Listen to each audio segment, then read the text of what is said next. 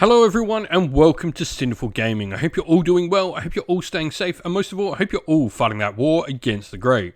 Today's video we're going to start collecting Warhammer Age of Sigmar, and today we're going to take a look at the Blades of Khorne Vanguard box set. Now we're going to look at this box set in the guise of looking at the current season of Warhammer Age of Sigmar in Andtor. Now, the contents of the box set, we're going to go through them all, talk a little bit about all these units, the options they have, and what they do on the tabletop briefly, before looking at some other units we can use to expand upon this initial purchase. We'll then finally finish off the video with a little sample army list of 1,000 points for you to use, hopefully as some inspiration for starting your own Blades of Khorne army for Warhammer Age of Sigmar. And so, to begin with, first of all, this box set is led by a Slaughterpriest.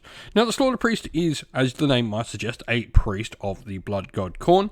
It has 6 wounds and a 5-up save, so a nice little extra wound there on most of your other sort of foot heroes. Scorn of Sorcery allows the model to also unbind a spell as if it were a wizard. And Blood Boil is the prayer they have generically on their war scroll, which is just a flat D6 mortal wound dealing prayer. Pretty darn cool. I've seen this and had this played against me where it just, randomly takes out a hero out of nowhere. Now, the cool thing about this is you do have a couple of different models for the Blades of Khorne's Slaughterpriest, and the one we get in this particular box set is the Hackblade and Wrathhammer version, a really cool one. Now, you get 5 attacks with a 2-inch range, 3s, 4s, red 1, damage 2 on this. Now, next we have some Blood Warriors. These are a battle line unit that are always battle line. They're taken in units of 10. They have 2 wounds each and a base 3+ save. Now, you have the option here for your champion and your standard bearer. The standard bearer will give you +1 to your bravery, and the champion gets an extra attack with their weapon. You've also got some options for some weaponry here on the unit.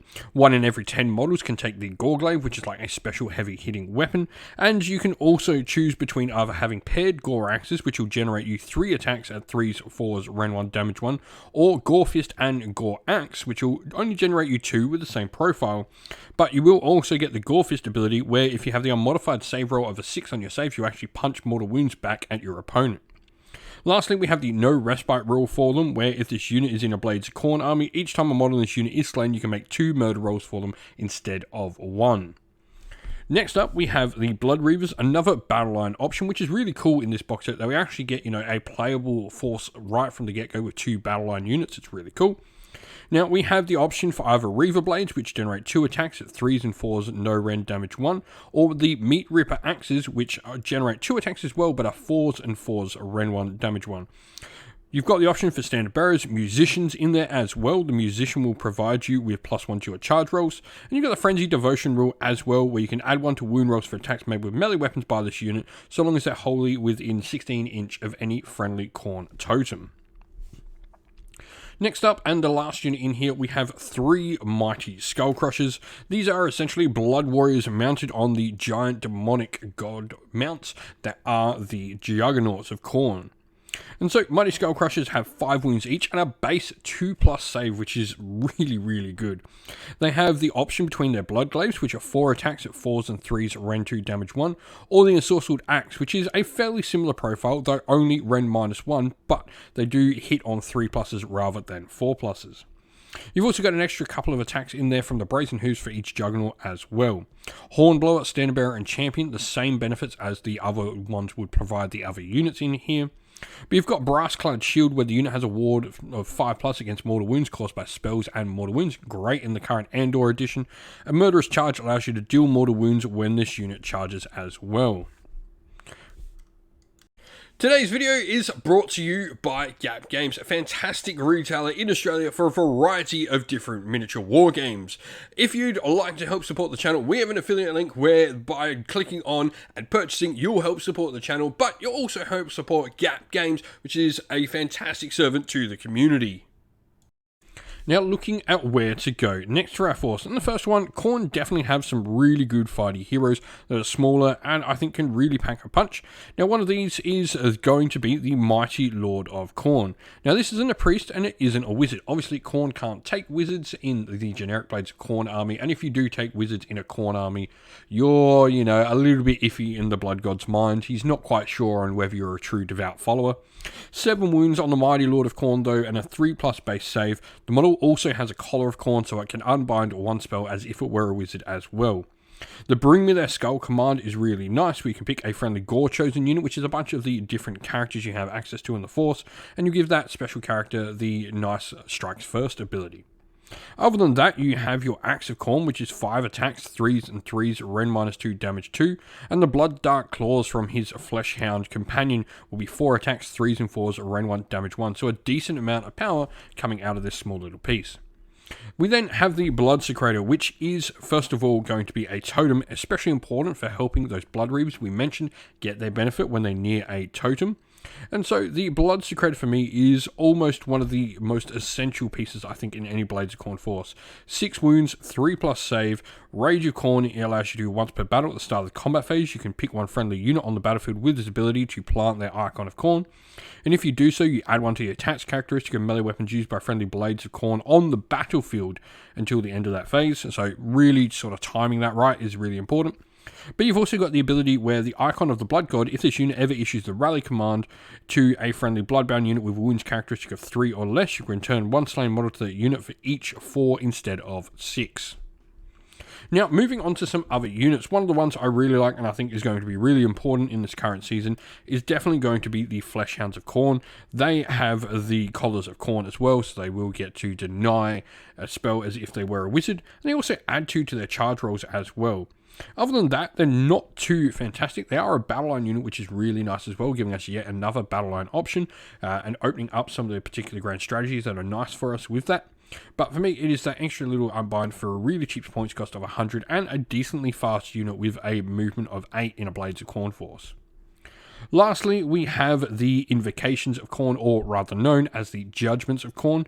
There are 3 of these. The first is the Bleeding Icon. This has the Sigil of Doom rule, where units cannot receive the Inspiring Presence command while they're within 8 inch.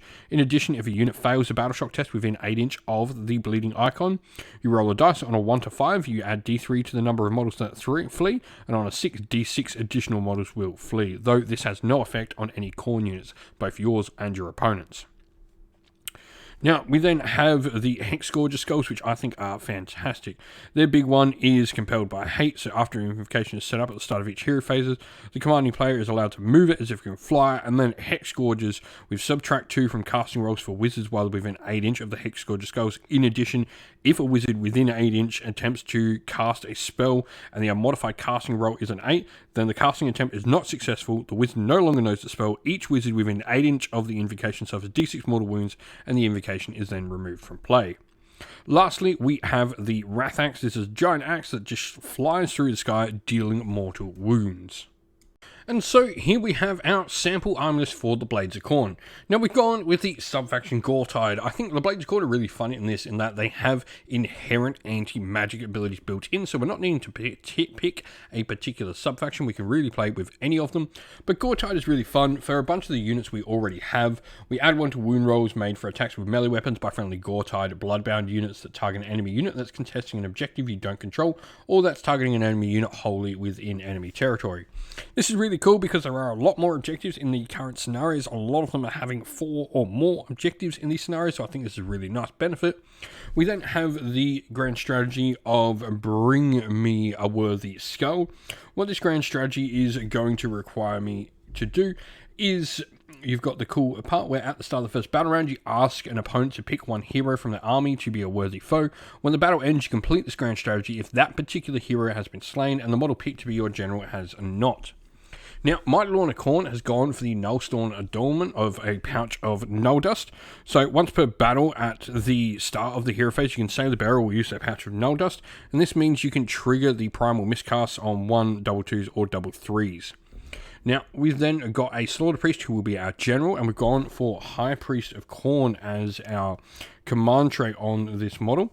So what High Priest of Khorne is going to do is, in each of your hero phases, we can chant 2 prayers instead of just 1.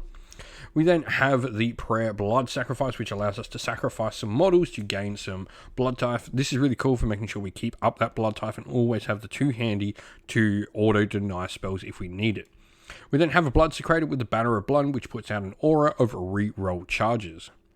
Now we then have 10 Blood Warriors in there. We've got our 5 Flesh Hounds and the Bloodreavers. The Blood Warriors, we've gone for paired Gore Axes, and we've got the Meat Ripper Axes on the Bloodreavers. Combat, offense, all the time for me on Khorne models. Invocation-wise, we have the Hex Gorge Skulls, and then we have our 3 Mighty Skullcrushers in there as well with Blood Glaives. And then we have 2 core battalions. First of all is the Wizard Finders of Andtor. Now we have included our Mighty Lord of Khorne, our Flesh Hounds, and our Bloodreavers, and all that in there.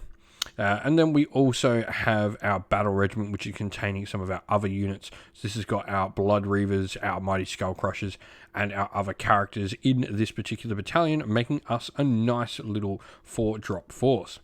But if you've got some ideas on how you would like to play your Blades of Khorne in the new season of Warhammer Age of Sigmar, let us know your thoughts down in the comments below. And so, thank you for watching. We hope you enjoyed the video. If you did, please don't forget to leave a like, subscribe to the channel for more content, and also drop a comment down below letting us know what you thought about the video. If you'd like to come chat more with me and other members of our fun little community, we have a Discord server which is linked down in the video's description, and also linked down in the video's description are the best ways to help support the channel, either by Patreon or YouTube members, or by grabbing yourself some merch from our Teespring store as well. All of those are linked down in the video's description, and a special thank you to our YouTube members and patrons. We'd like to give you all a shout out, so thank you to our YouTube members John Castle, Disco, James Tillman, Monty Tabletop Terrain, Ariana Edwards, Broken Chef, the Johnny84, Lock Lorick, Ronya, Green Roots Gaming, and our patrons Wasarin, Kenny Lyle, Outer and Shot First, Andrew Bowen, Cure Dynamic, JJ Austrian, Average Wargamer, Domir, Mark Harvey, James Cater, Benjamin Swallows, Red Martin, Iron Grinch, Colorblind Magic, Grimscold, and Andy C. Thank you all once again, everyone. Stay safe, stay well, and most of all, keep fighting that war against the grey. Ciao for now.